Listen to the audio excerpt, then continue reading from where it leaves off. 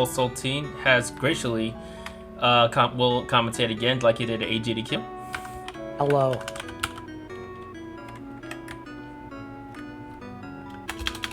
All right. Well, actually, CG, before we get started, I had a question for you. Yeah. That I literally just thought about. Is your run going to be an any % run, or are you doing all stages? Oh yes, I'm doing all stages. Pretty much to doing all stages. To fill up the gap of the 20 minutes that I was gonna do for a said game I was originally gonna run. Right, and that was Vector Man, right? Yeah. Sweet. Okay.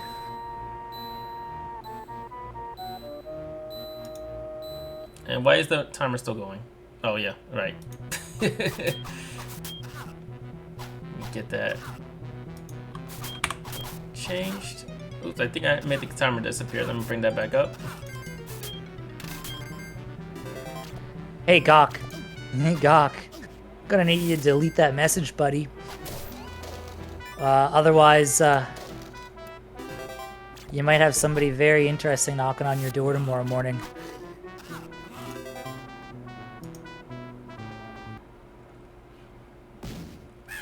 Is it just me, or is the timer frozen on the screen? It's at a 3261. Yeah, I know, which is why I'm surprised. Okay, never mind. I thought alright, no problem. Okay, all right. Oh, there you go. Yeah, you're at zeros.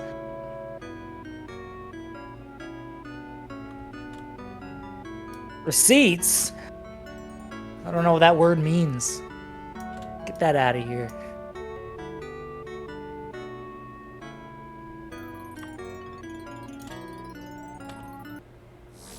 Alright, so just like at AGDQ, guys, I'm gonna run any percent, no, not any percent, all stages practice. the opposite, yeah. Alright, so let's do this. Let me go to options, go to practice. Paul will explain the differences between the difficulties. You guys didn't see the AGDQ run. Will do. Alright, timer start. Yeah, Sonic Man. Yeah, get ready to dance. Alright, and here we go. 3, 2, 1. Go for it, Paul. Go for it, Paul, indeed. Alright, so this is Disney's Aladdin. This was on the Genesis and the Super Nintendo. Do yourself a favor. If you're going to play one of the two, obviously you're going to play the Genesis game. Clearly, one huge advantage of the game, you have a sword in this game on the Genesis. That makes it infinitely better. So one thing you're going to notice right away, Aladdin here on screen is doing a bit of a sliding animation whenever he's walking. So ZG's actually doing that himself. In this game, you can only take a couple of steps before you can't immediately stop on a dime. So if you take your finger off the D-pad to try to stop, you actually end up just sliding it forward a little bit, but it's actually a bit faster than walking. So we're going to abuse this throughout pretty much the entire game wherever possible. And first stage is very, very, very simple. A couple flag bounces, a bit of sliding around, and there you go. Already out of here.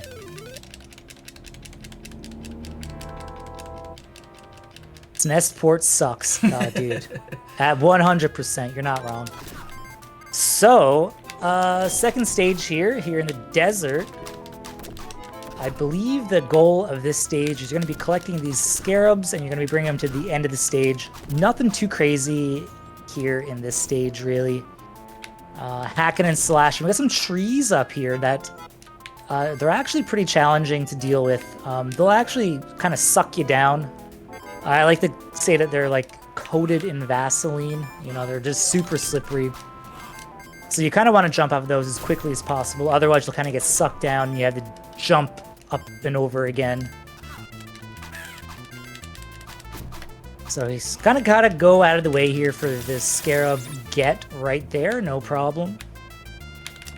And then there's another one right here. So you can actually stab the scarab through the wall there if you're on the perfect... Oh, go back. There you go. You can actually stab it through the wall if you're on the perfect pixel, but if you only get one shot at it, otherwise you lose time. And right, here comes the rooftop, so the first major skip in the game coming up. I'm gonna just be quiet for a moment, and then I'll explain it after.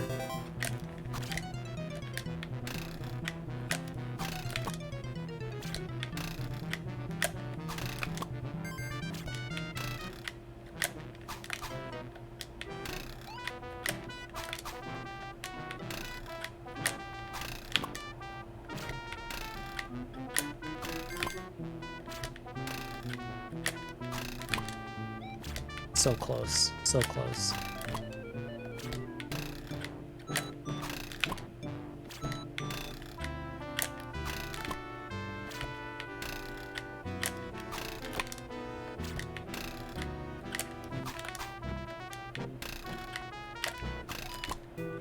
Thank goodness this is not an actual run. I would be resetting by now. This would be an absolute reset. So what he's trying to do here is what we call the flagpole skip. And that was actually pretty close there. And that was pretty close as well. There we go. There you go. So the way that works is as Aladdin's falling out of the sky, there we go. basically he's jumping and slashing his sword at the very tip of that pole there, and that kind of gives you a bit of extra air in the sky, and you can skip over half the stage. You may think, oh yeah, if you don't get that first, second, third try, that it's a waste of time. The alternative to that is like actually doing most of the stage. So in reality, 10, 12 tries there, you're still saving time over actually just playing the game. So there's no harm in taking that many attempts. Mini boss there, by the way, just threw some apples at him, and here comes the actual boss. ZG's gonna try to get 2 shots off in the air here, and he should have no problem doing that. There you go. First try. That's right, John. First try. So this is basically a glorified auto-scroller here. One thing you may notice ZG doing here in a couple spots, when he's going through those like swinging cannonballs, he's swinging his sword, and if he swings his sword at the exact moment when the cannonball does damage to him, or is supposed to do damage to him, he'll completely just cancel it out and he won't take any hits. So you see it right there. You got the 2 up on the top, no problem. Yeah, so the reason this is a glorified auto-scroller is for a lot of this, you're basically just waiting for this cycle to jump up. It's very slow. During a... It's okay. Oh! Oh, that's like he landed on the genie head, which is the bonus stage. Yeah, that's fine. That's fine.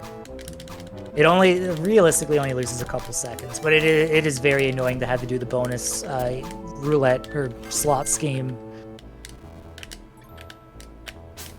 You can speed up that right there, that cycle, and jump early to get up there, not have to wait.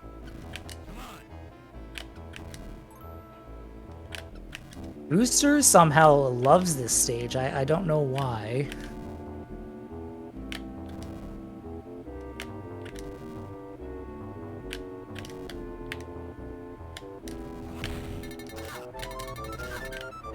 Excellent. It's okay, it's okay. That's okay. That's nothing. Oh, it's gorgeous. All right.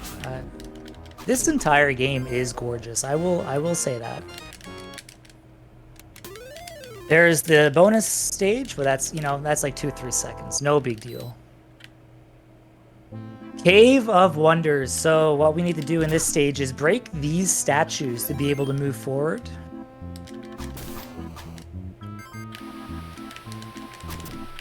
This is oh, and look at that. He gets the strange animation lacking water there. So typically, I believe the way it works is if you jump on that rock and you don't see the water, it means that you were fast. Yeah, that's like what you want to do as a speedrunner. So swinging the, taking out the midair, and this rock for some reason, you can jump on it 5-6 times and it just doesn't go up. And you can actually skip that statue back there. It's unnecessary to break, but that one is necessary to get to the boss fight. No challenges here on this boss fight. Basically just swing and attack as soon as this guy appears, and you'll never actually see him do anything. On hard difficulty, you can actually set this up in such a way that you can skip this boss fight. I haven't been able to do it. I don't know if ZG's ever had any success doing it. Not normal, but I have done it in practice. Oh, excellent. Jeez. And then he just takes a leap of faith there and instead of using the carpet to get down to the bottom. And all right, here's the escape. This stage is pretty trolly. This may be the toughest in the game. All you're doing is just running, but a lot of opportunities to get trolled here. So yeah, one big issue in this game is that if you get hit while you're in midair, your forward momentum can just completely die. And in a lot of cases in this stage, that's an insta-death. So ZG will probably take it a little safe in some of these sections just to make sure that doesn't happen. Yeah, most of the scary parts are over here now, so it should be good.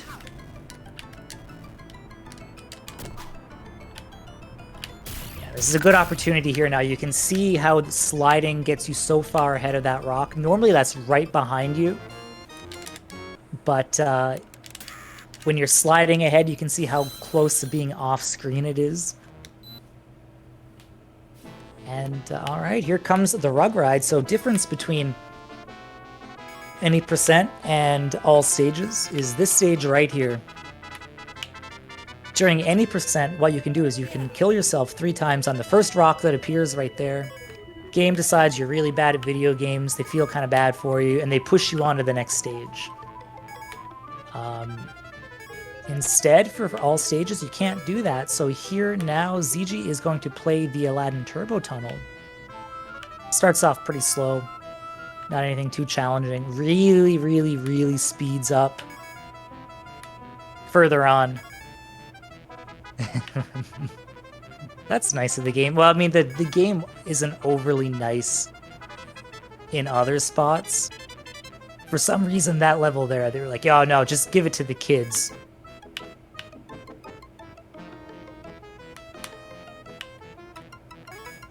Barney level, oh my god.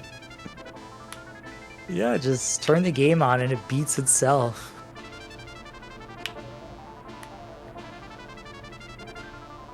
So the question marks are always safe if you just go down to the bottom of the screen. It's the same kind of unfair stuff that they do in Lion King with the, I forget the name of the stage, where you're running towards the screen. He's almost out. He's almost out. He's done it. Good work. Yep. Alright, here's my favorite stage. It's the inside the lamp, the old genie stage here.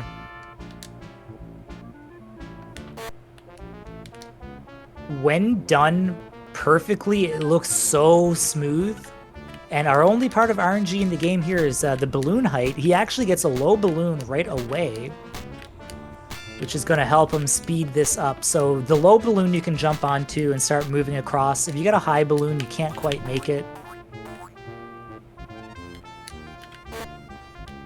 Now he's just gonna make his way to the end of the stage. This is, yeah, like this is a stage that when it's done, I mean, not even well. If you just do any of the speedrun strats, it looks very impressive, but it's not actually too difficult.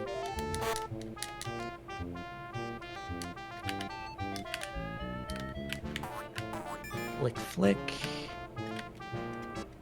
Yeah, so the difficulty differences between the game. On practice, enemies are dead in one shot, and those hands CG was jumping off of, on easy they stay one size. On any other difficulty, they shrink and grow.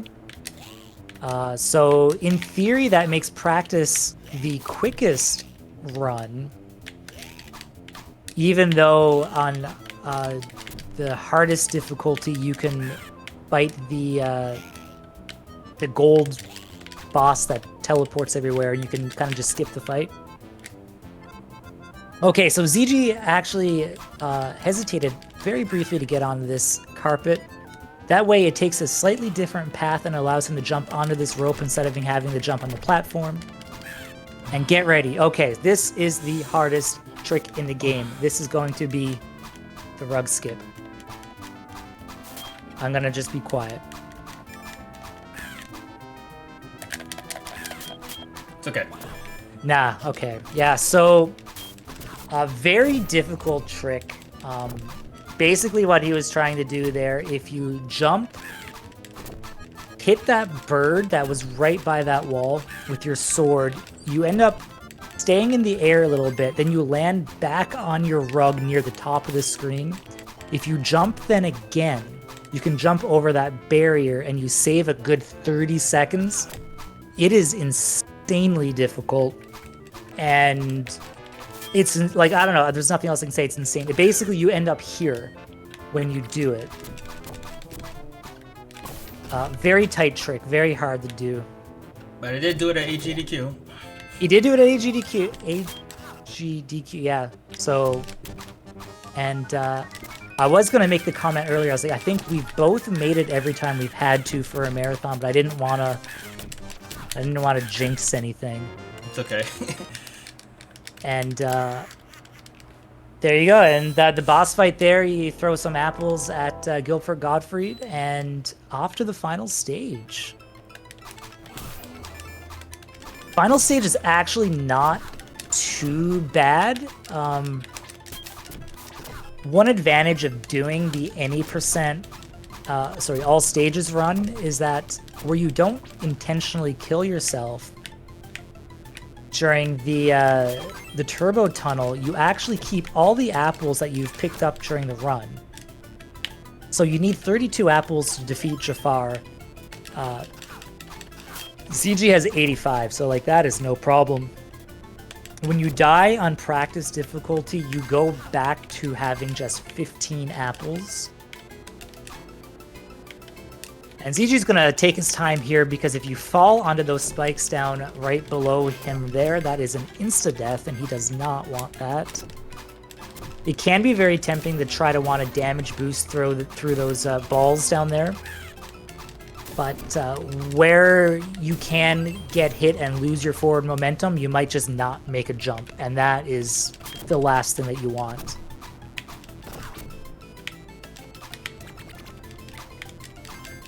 So he's going into the final fight with 97 apples, only needs 32. He's got full health. He can actually soft lock Jafar if he's not careful here. So what he's gonna do, he's gonna hesitate between the first and second forms of Jafar here. If you defeat the first form too quickly, you soft lock, second form never loads, and you're kind of just stuck here forever. But that's no problem, and that's time. Not bad. 16-19, very nice. And that's like with a 1 minute of attempting those of flagpole skips. Yeah, dude, seriously. And honestly, probably still save time compared to if you actually had given up and did the stage. Yep. After like the first time. Yeah, that's a GG. Whew. Thanks for the GGs, guys. All right, ZG, you hold the fort for like 2 seconds. I gotta go get a beer. Oh yeah, because I got to switch it to you, right? Go ahead. Yeah, and then I'm after. All right. All right, so give me like 2 minutes. Do your thing. No problem. Just let me know when you're ready. All right. All right, so guys, I'll let this play out for a bit. So, yeah, so this is my 3-game session on this great marathon weekend, guys. I'll be back to race Sonic 1 with you guys tomorrow, whoever's participating. So, and then of course, I'm looking forward to the Arnold Palmer tournament that's going to take place as well. So, yeah, this has been a good performance for you guys again. I do speedrun all the games. This game and Ninja Turtles I had world record in at one point. But it's still fun, very fun to run these games. If you compare this to the infamous Capcom Super Nintendo version, you would, I think a good portion of you would say this game is better on a lot of, for a good number of reasons, basically. You have access to a sword. The game is much shorter. The pace of platforming in this game is much quicker. And yeah, like I said, so like to compensate for no swords, in the Super Nintendo version, you're pretty much jumping on top of enemies, Mario Star, and that's how you defeat them. But they do give you a cape for, you know, hovering purposes, which is a very nice feature for the game. But there is a lot of platforming in the Super Nintendo version, guys. It's like, sheesh. That's why I like this game, because it's short, it's more fast-paced, it's fun, and there are some good challenges. And nonetheless, a good number of people have played this game after they saw my AGDQ run, guys, because there's a good number of European players who are like moving their way up the top of the list. So there is quite a buzz going with this game still, and Paul has been verifying runs for this game as of late, since Taco made him a mod. So all the power. Yeah. So sounds like a baby's game. Nope. Really, Booster. Oh, for Super Nintendo version. Gotcha. Alright, guys. Paul, are you ready? So I can hand the reins to you? Yeah, let's do this. Alright, guys. So it's good performing for y'all. And I'm going to pass it on to Paul. He is going to be doing, if I'm not mistaken, Adventures of Willie Beamish. Alright.